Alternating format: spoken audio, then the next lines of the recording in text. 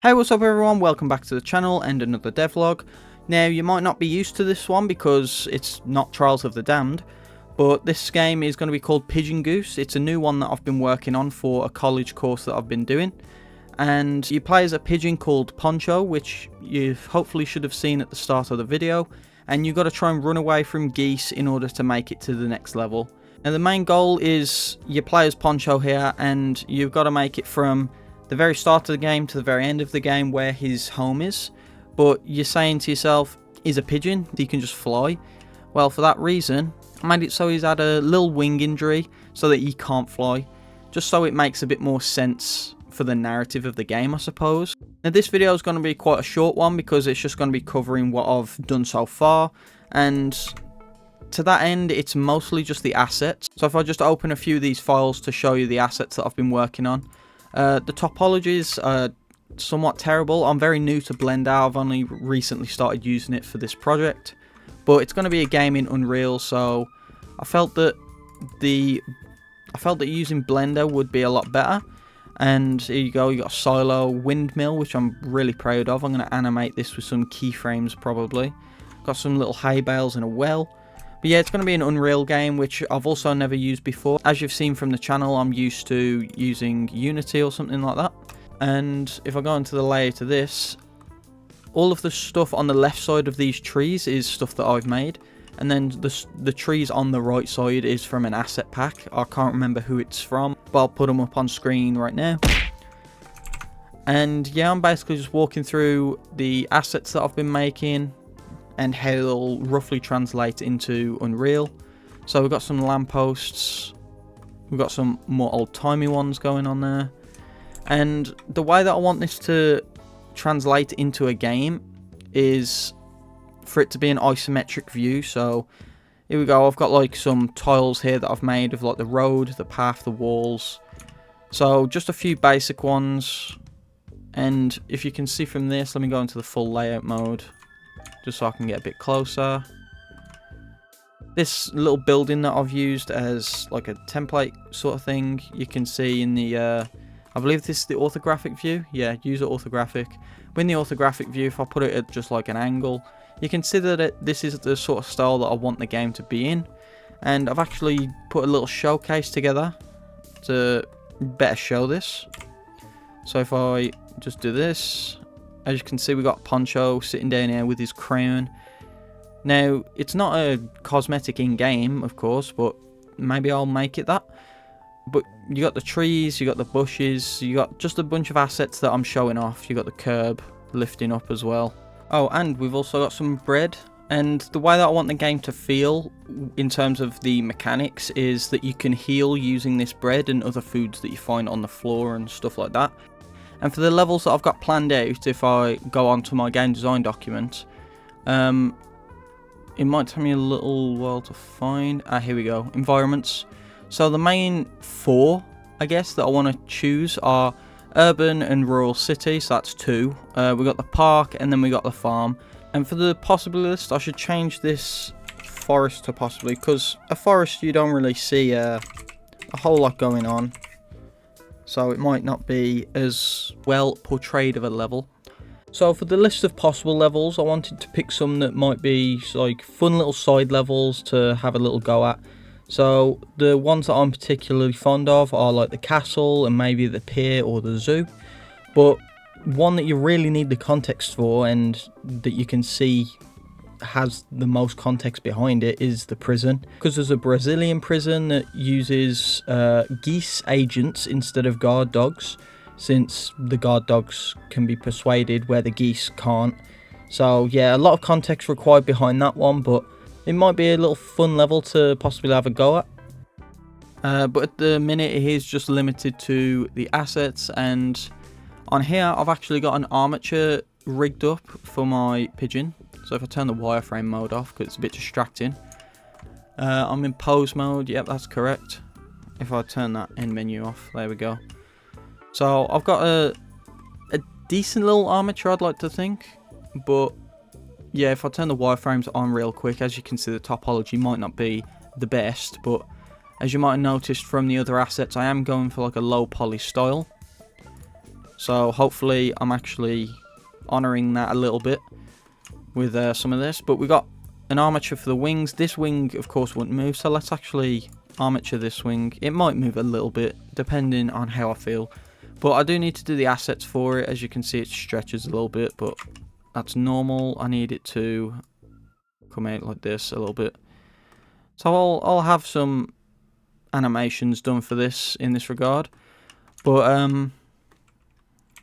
we can like move the head around and stuff like that.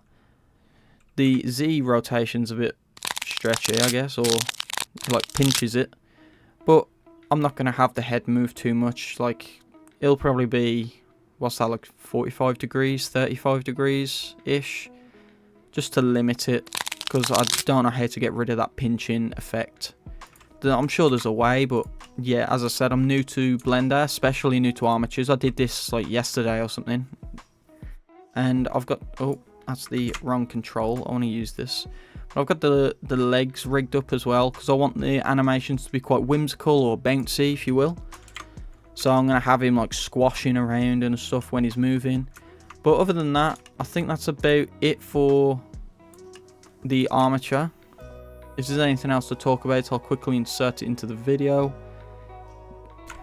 Okay, adding on to the end of the video, I've pulled up the game design document that I've made, and I'm just going to go through the mechanics really quick, which I've used Canva to sort of illustrate how I want it to work. So I plan on having like a decoy repellent sort of distraction. So if you're being chased by a goose, you can enable one of these decoys and it'll scare the goose away. So in this case, it's a fox. I'm going to have attraction distraction. So if you want to pull the goose towards a sound that is made or something, you can like make noise through the environment. Or there's a poop mechanic, which I'm going to have, where you have a poop meter, and if it's not full, you can eat to fill it up, and then you can enable the poop distraction, as I like to call it, and it'll draw the goose over to the sound. We've also got a tussle escape, so of course, drawing from St. Hazel's Hospital again. If you get into a fight, you can of course escape it, but at the cost of some health. You won't be fully killed, but you will lose some, because the requirements of this for the college course is that you have enemies that can damage that and some form of difficulty scaling. For healing, you can of course eat the same way that you can eat to fill up your poop meter. You can eat to fill up your health meter.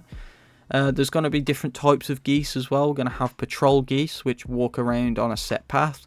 And we're going to have stationed geese, which are blocking some sort of entryway, which is where this attraction distraction will come into play. And next up, we've got goose vision cones, and I really don't know how I want to approach this yet, because goose have a very high field of vision, or range of vision I should say. Some people say it's 360 degrees, but I've seen other sources say like otherwise. But regardless, I don't know if I want the cone, well, not being a cone and going all the way around the goose, since it might make the gameplay more unbalanced. Since a regular vision cone is usually just in front of the enemy. So I'll have to do some experimentation with this, but it's more than likely going to end up being just a regular vision cone, maybe making it like 180 degrees across or something. I don't really know. I'm going to have to do some experimentation to really figure it out. You can also knock out the geese as well, called goose incapacitation, where as we read through this, you can shut down their vision cone by incapacitating them, which can also unlock the path or allow a simple escape from taking any damage. It can be done with a poop distraction, a tussle escape, or through environmental means. So with the poop distraction, since the other two, at least I feel, make a lot more sense, it's because the poop is so rancid and smelly that the goose just gets knocked out because of it. So there's that. If I scroll down the document a bit more, we've got the low poly style. So this is using a cube and a subdivision modifier just to show it off. And as you can see, the cube on subdivision level 1, it makes a nice low poly sphere. And level 2, 3 and 4, it sort of gets to the realm of it not really being low poly anymore, at least to the effect that I want it. If we scroll around here a bit more, here we got the software that I'm using. Unreal Engine 5, using Blender for the assets, which I showed off just.